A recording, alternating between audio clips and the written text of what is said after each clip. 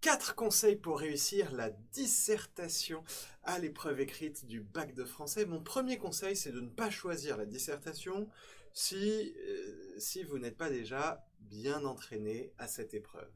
C'est pas parce que le sujet vous paraît intéressant, parce que vous n'avez pas bien compris le texte du commentaire, que l'écrit d'invention ne vous inspire pas, que vous devez vous précipiter sur la dissertation si vous n'êtes pas déjà habitué, entraîné à cet exercice et si vous n'en maîtrisez pas la méthode. Donc s'il vous plaît, ne choisissez pas la disserte si vous n'avez pas l'habitude de le faire et que vous n'avez pas déjà été sanctionné par des notes positives à cet exercice. Deuxième conseil, le sujet, tout le sujet, mais rien que le sujet.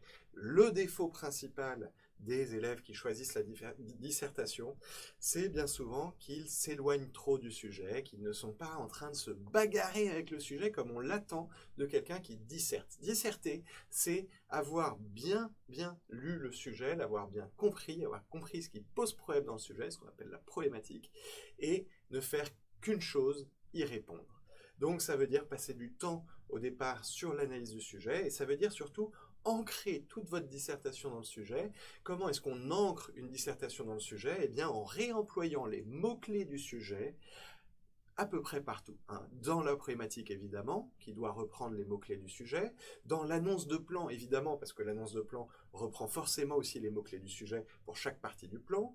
Mais aussi à l'intérieur de vos paragraphes de développement, vous allez produire une analyse qui sera constamment en lien avec le sujet. Et comment montrer qu'on n'est pas hors sujet, mais bien dans le sujet, en utilisant les mots-clés du sujet constamment. Ils doivent revenir sous votre plume, les mots-clés ou les dérivés ou les antonymes, tous les mots du sujet, qui ne sont pas seulement les mots explicites dans le sujet, mais aussi les mots qu'on peut déduire des mots du sujet. Troisième conseil sur la dissertation, ça va être d'exposer clairement votre plan. D'accord? Ça, c'est très important. Vous savez qu'une dissertation est structurée, habituellement en 3 parties. Mais ce plan, ces différents mouvements que vous allez suivre pour répondre à la problématique que vous avez vue dans le sujet et que vous avez présenté dans votre intro, ce plan, vous devez l'exposer très clairement à votre lecteur, à votre correcteur, qui va comprendre une première fois votre plan à la fin de l'introduction lorsque vous ferez votre annonce de plan. Et là, l'annonce de plan, c'est rien d'autre que le fait d'énoncer successivement les 2 ou 3 idées directrices de vos 2 ou 3 grandes parties du plan. Donc pas besoin de dire je montrerai d'abord que, etc. Tout ce que j'appelle le métalangage, le métadiscours, le discours sur le discours. Il est très important de voir, etc. Tout ça, vous le supprimez et vous gardez l'idée toute nue. D'accord ?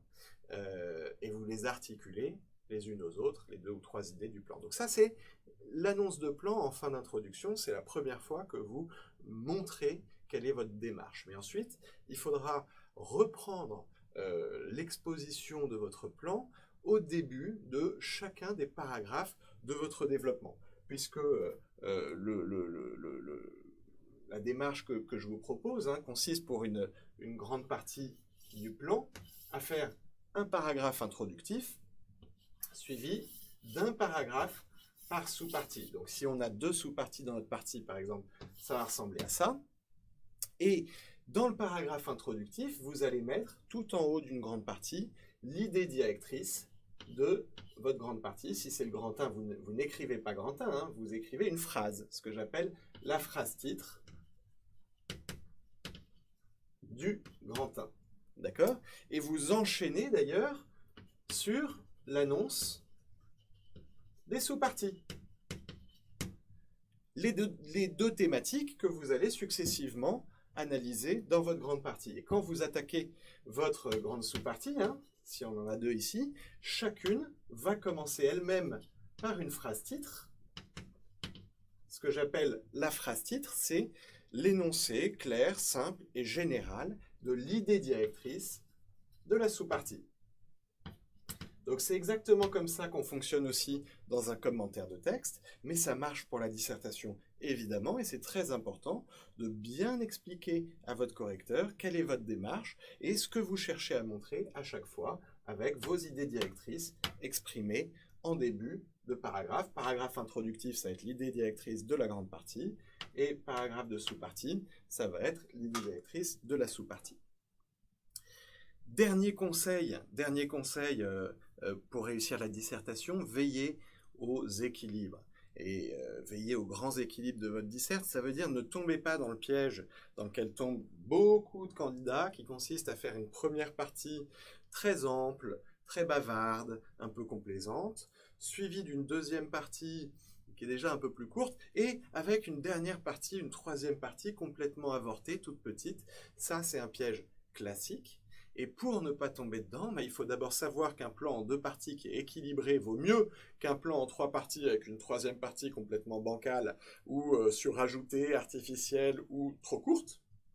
Un plan en 3 parties équilibré vaut mieux néanmoins, la plupart du temps, qu'un plan en 2 parties. Donc visez peut-être les 3 parties, mais réservez autant de temps à chaque partie. C'est une affaire de gestion du temps au final.